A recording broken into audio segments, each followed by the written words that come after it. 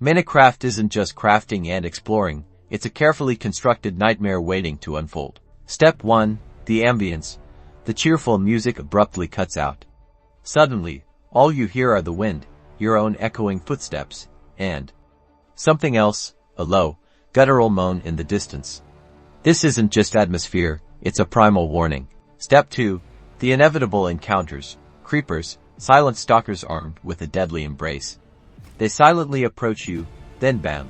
Not a fair fight, a calculated jump scare. These monsters aren't challenging, they're designed to induce panic. Step 3. The unseen terrors. Deep underground lurks the unknown.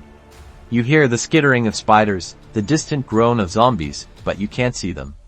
Your imagination fills in the blanks, crafting horrors far worse than anything the game could explicitly show. Step 4. The existential dread. Endermen. These tall, slender figures can appear anywhere. Stare directly at one, and you've sealed your fate. A terrifying reminder of your own vulnerability in the face of something you can't fully understand. Step 5. The Endgame. The Wither, a player-created abomination that devours everything in its path.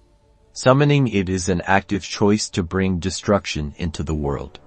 The player seeks out chaos and becomes the architect of their own horror.